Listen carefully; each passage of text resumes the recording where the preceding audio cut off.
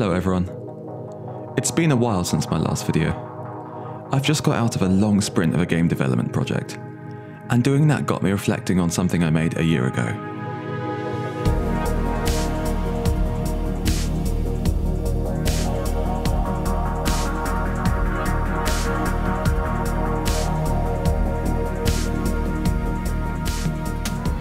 Okay, let's start with some context. It's 2019, and I've been making virtual reality experiences for almost half a decade, but I really want to release something commercial and tell a more full story. Before taking that on, I wanted a research project to help me figure out what I don't know about making bigger games and telling more complete narratives. So I sketch out the project that I think is going to help me ask and answer some of those questions. And so I get ready to make a short narrative game sequence. I put a couple months into it. I work really hard, and I learn a lot of really important lessons. But then, I just forget about the project. As I apply the lessons into other things and move on, I just stop thinking about this project, and it kind of falls by the wayside, both in my own work and plans, and also in my memory. So today, I'm going to revisit the project for the first time in over a year. And together we're going to see how this project stacks up against some of my newer work, and against how I make VR games and try build experiences now, today, after all of this learning has stacked up and come forward. So, let's begin. So, here we are in the main menu. And the first thing I noticed was being very surprised that I'd made a full body IK system. It works surprisingly well, and I had honestly completely forgotten I'd done this, so it was quite a shock when I looked down and felt that I had a full VR body. In my later projects, I'd moved away from this method and towards the floating hands method, which I generally prefer for exploration type games. And now let's move towards the 3D physics-based buttons. We're going to press story and begin. Jim, we're almost there.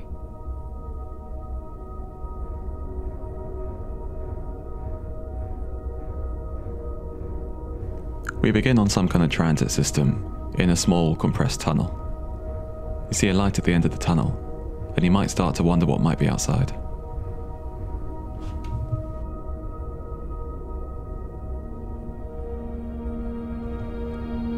Yep. That's a good sense of scale. I like that. 30 years since anyone heard from this place. I wonder if anyone's still in there. Replaying this for the first time, I quite enjoyed the pacing. It was slow and sweeping, and it teased you with this grand scale of space and exploration. I hired a voice actress to voice the part of the player's companion, and I thought she did a really good job of playing into this sense of looming mystery of not knowing what was coming ahead. Let's skip ahead a little bit to where the player gets into the lunar base and begins to explore. This place looks old.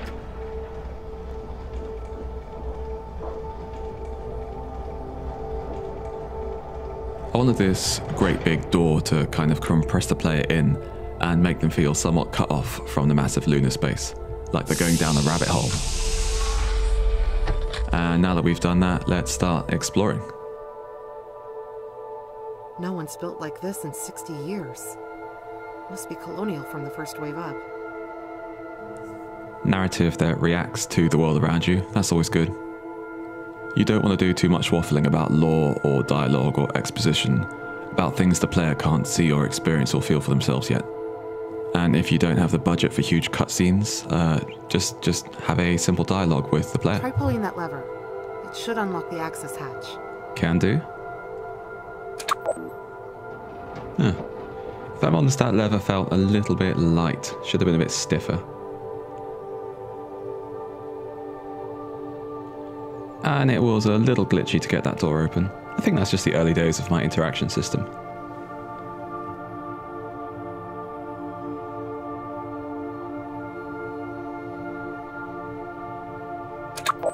Yeah, that's too light.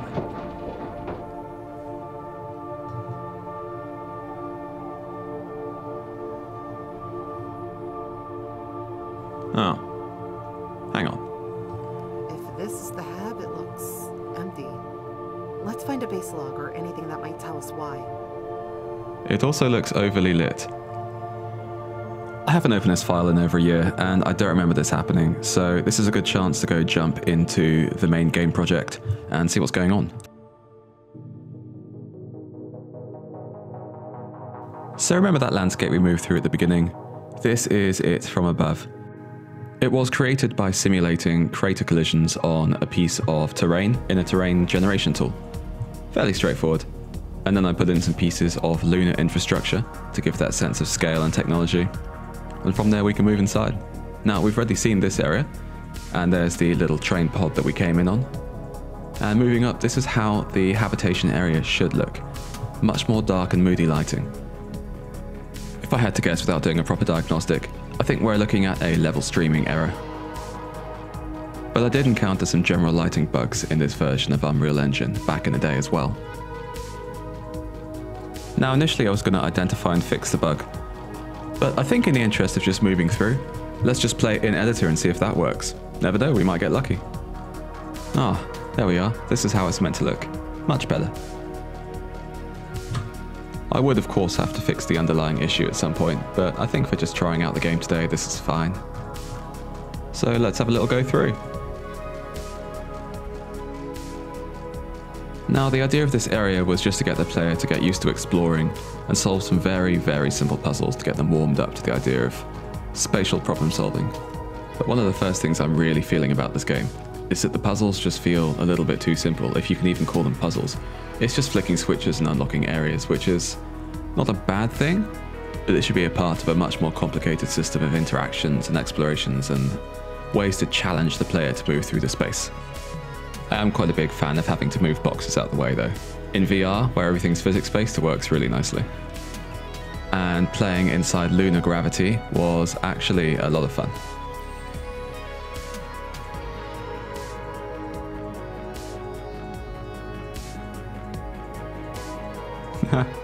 Yeah, that's a kind of a fun and whimsical way to direct the player to somewhere else. Get them to follow the glowing object. Classic. Again, very simple, but this is one of the things I think works a little bit better.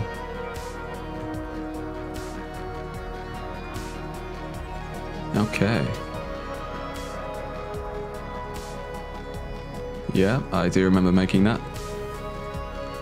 I kind of wanted that door to be hidden in plain sight. Something that feels like it's obvious in retrospect, but that you might not think was a door initially. Let me know in the comments if that worked out for you, or if you knew right from the beginning that that was definitely a door.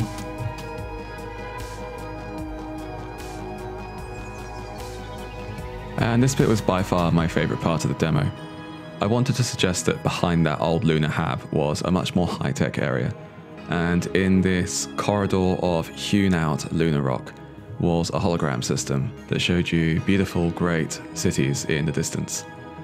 The thing that worked really well about them was they actually felt three-dimensional. I used stereoscopic imagery to make it feel like this was a city several kilometers across, and it was just kind of faded against the rock. It was a great effect, and it still holds up really nicely now.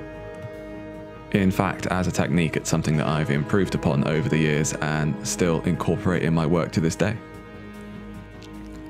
And here was the final area that I modelled of the game. The set dressing for this area was quite well done. For example, this panel here feels a bit like you're wearing 3D glasses. It's a flat image, but it's got depth, which I thought was a really cool effect. And then same for this area. This was meant to be a relaxation area where people would sit and wait for various directions of transit to come and get them. And again, this feels like a landscape that stretches right off into the horizon, despite only being a flat screen. It works really nicely. So yeah, I think a lot of the environment art holds up really nicely. It feels good to be in, it's explored. It's maybe a little flatly lit for my taste, but again, it's meant to be a kind of indoor space and quite dry and scientific, so that works okay. But I'm feeling a lack of interaction. I'd like to be doing more.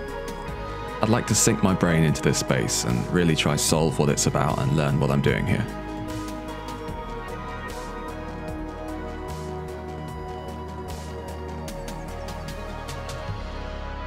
And now as we press this holographic button, I'm going to fade back up the game's audio so we can hear one small final thing I put together.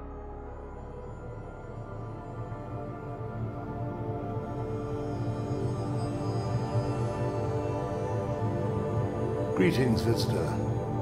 If you're watching this, it means that we made it. It means that we're ready. I hope it didn't hurt too much to get here. My name is Dr. Banks. I was the director of this facility. If we did our job right, you'll never have heard of us. But we were working from this place to build a better future.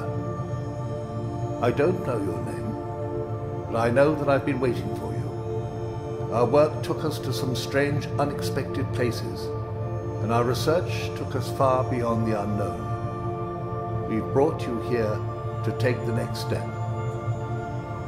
I'm going to open up the facility.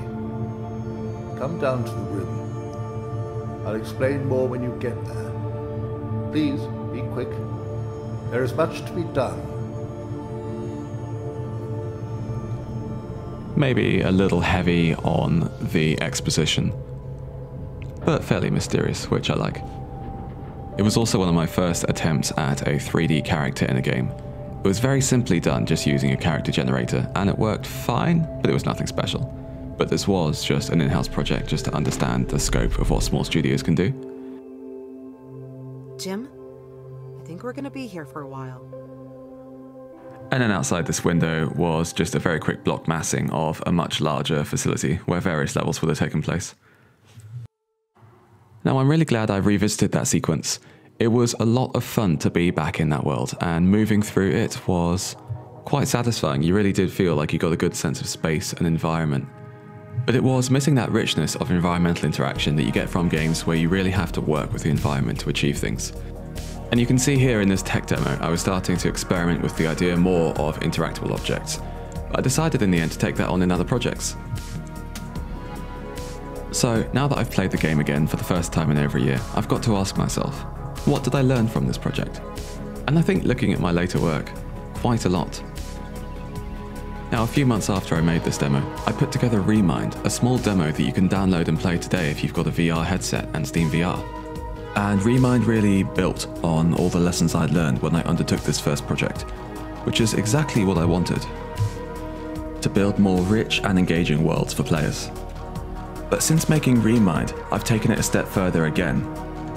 And I'm now crafting a game that builds on all the lessons that I learned when making that Moon game and when making Remind. And it's definitely a bigger project, so it's going to take some time. But let me show you a quick demo of the kind of interactions the player will be having in the game now.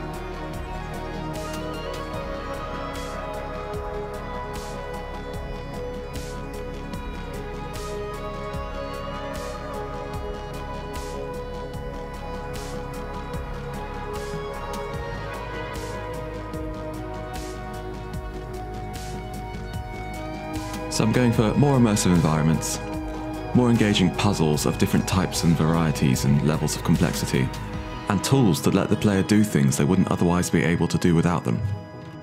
And that's just the beginning. There's a lot more to come that I'd love to show you over the next few months. But it is a proper project, so it will take some time.